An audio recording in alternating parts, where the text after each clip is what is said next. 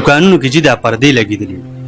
مونږ د پروګرام مطلب صرف دا دی چې خلکو ته خیر ورسي زمونږ دا توسرې خویندې میندې دا پرده کې پاتې شي په دغه اکلجي څه ویل غواړي خاص کر د بازار د پردې دا خبره دې وکړه دا زموږ انتظامي علم په کار دی چې راځي ګوري بازار کې دا پردې لرې کړي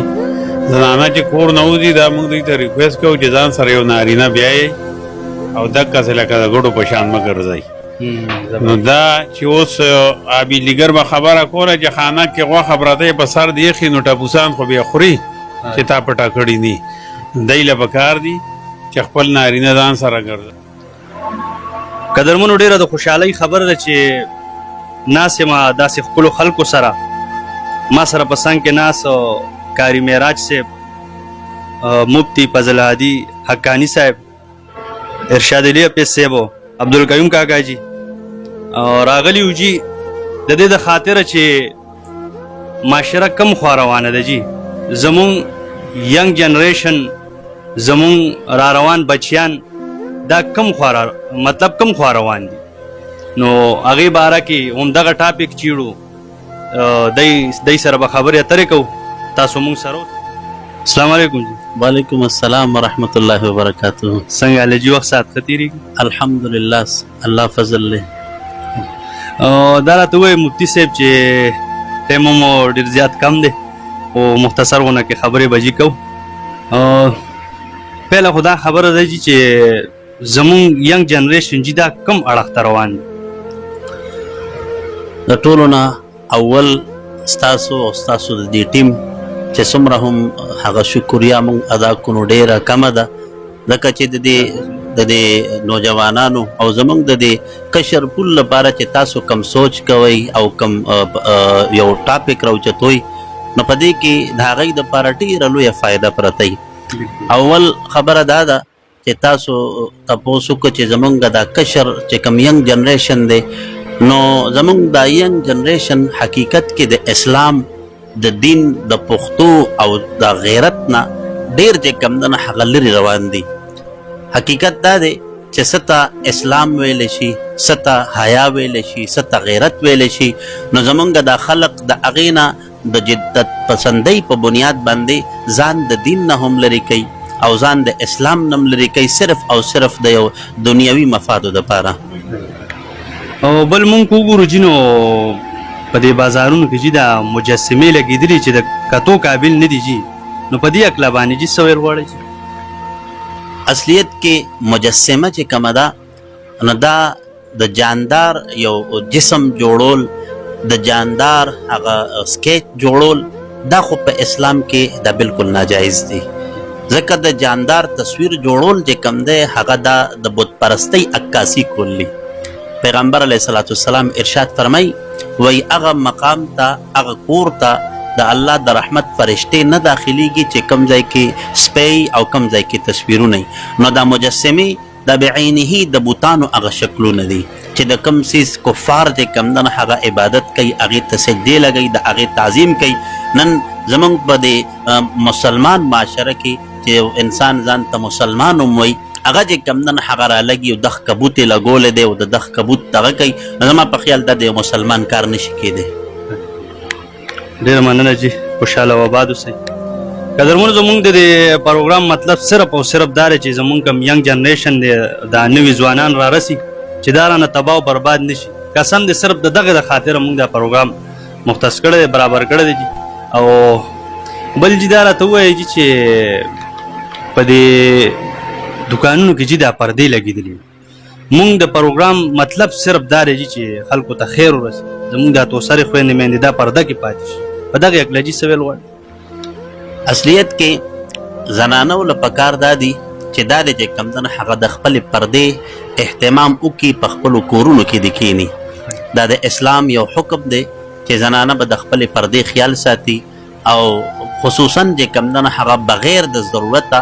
بازار ته د نامحرم سره مخامخ کېدل اسلام کې دا یو ډېر عظیم جرم دی انو قسم د چانه د غسل تپوس کې چې په غسل کې څو فرض دي دا ورته هم پته نشته دا ورته هم پته نشته چې زه د چا امت یم دا ورته هم پته نشته چې پیغمبر اسلام په کومه ورځ پیدا شوی او په کومه ورځ د دنیا نه تللی دی السلام علیکم د ټولو نه اول خو زه ستاسو شکریه ادا کوم. تاسو په داسې نهج باندې پروګرامونه کوئ چا د معاشرې د اصلاح سبب جوړېږي. زما خو دا رایه ده چې د راتلونکی نسل او د نوی نسل چې دی نو دا خو د دې اوسني میډیا په وجه باندې او د دې یوټیوب او د دې فیسبوک په وجه باندې د یو غلط طرف ته روان دي. او د ټول نه اول د انسان کردار دی، اخلاق دی. چې د انسان کردار او اخلاق خني نو که دی ډېر اعلی تعلیم حاصل کړي نو د ده په کار نه راځي. موږ په دې سکولونو کې لکه خپل ټیچینګ کوم او د ټول نه موږ ته دا دغه میلاویږي تاسو لومبې په ایتکس باندې خبره وکړئ چې د ماشوم کردار ښه شي. چې د ماشوم کردار ښه ني نو د ده د 14 پورې تر هر دغه پورې د سبق وایي نو د ده سبق دله فایده نه ورکوي. نو زموږ معاشره چونکې د دې سوشل میډیا په وجه باندې او دا نوجوانان ډېر غلط طرف ته روان دي. مطلب دا راشي چې مایکونه ځای په ځای راغستی شوي دي، خو لکه څه مقصد له چې دا راوتي دي مطلب مسلمان ته چې کوم خبره باندې خیر رسي هغه د هغې استعمال نشته. د غیر و سازش شروع دی هم هغه سیستم روان. تاسو خبرې واورېدې او اکثر ستاسو خبره د کاڼي کرښی. نو دغه مجسمو باره کې زموږ د ینګ جنریشن دا چې کوم اړخ ته روان دی؟ السلام علیکم خاکار صاحب، ستا ډېره مهرباني. دا ینګ جنریشن چې دی نو دا ډېر غلط طرف ته روان دی، خاص کر د بازار د پردې دا خبره دې وکړه. دا زموږ انتظامي علم په کار دی چې راځي ګوري بازار کې دا پردې لرې کړي. زنانه چې کور نه وځي دا موږ دوی ته ریکویسټ کوو چې ځان سره یو نارینه بیایئ او دقسې لکه د ګډو په شان مه ګرځئ. نو دا چې اوس آبي لیګر به خبره کوله چې خانه کې غوښه پرته یې په سر د ایښي نو ټپوسان خو بیا خوري چې تا پټه کړي ني. دی له په کار دي چې خپل نارینه ځان سره ګرځئ. دا مجسمې چې دي د دې سخت ګناه دی. ګناه دومره د ځمکې سر له راغلی ده که تاسو پوه شوئ او سوچ مو وکړو نو څومره ښکلی حلال څیز دی غوښه په تاسو الله بند کړه. داسې افت په دې ځناورو دا ستاسو په وجه د ګناهونو وجه ده چې په هغوی باندې دا افت رالی او په تاسو باندې یک حلاله غوښه بند شوه. د دې نه نوره ګناه څنګه وي؟ دا خاص کر د دکې د زنانو د وجه چې د بازارونو کې ګرځي د دکې وجه ما چې تاسو باران غواړئ در باندې ني، چې کله باران نه غواړئ در باندې ورېږي. دا زموږ د اعمالو وجه ده. موږ نو د عوام هم زور شته، خو د انتظامیې چې څومره زور دی نو الله زور ور دی او انتظامیه زوروره ده. زما دا رای ده. خوشحاله اوسئ. زمونږ جي اواز هم دغه ښکلي خلکو ته پاتې شو چې بس دا په زړه صفا خلک دي او چې څه په زړه نه هغې په خولي. نور جي نه MNA پسې ځو نه MPA پسې ځو، خو صرف یوه جزانه درخواست کوو چې زموږ معاشره ډېره په غلط طرف روانه، خاص کر دا ینګ جنریشن بیا ځکه یادو چې را روان کول دا رانه تباه او برباد شو. نو زه عاجزانه درخواست کوم چې سې روزې ولګوئ، د الله په لاره کې وځئ، د دین کار چې کوم دی نو شروع کوئ. اخره کې استاد جي نه به اجازت وملو. ډېره مننه جي د وخت راکولو. اخره کې جي څه پیغام ورکول غواړئ؟ زه د خپل چې کوم نوجوانان دي دی ته زه یو میسیج یا یو پیغام دا ورکول غواړم چې کم از کم د علماو سره د دیندار طبقې سره خپل یو نسبت او یو تعلق قایم ساتئ. ځکه دا علما دا زموږ دپاره یو ډېره لویه سرمایه ده.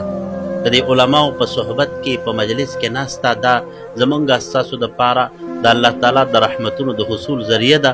نو زموږ د کردار او زموږ د معاشرې دپاره یو بهترین انسان جوړېدل دا به په صحبت د علماو سره کیږي. نو د دیندار طبقې سره خپل نسبت او تعلق برقرار ساتل دا چې کوم دی هغه یو اهم کار دی نو چې زموږ دا نوجوانان خصوصا د دیندارو خلکو په مجلس کې ناسته کوي. خوشحاله او آباد اوسئ جي. د وخت راکولو ډېره مننه.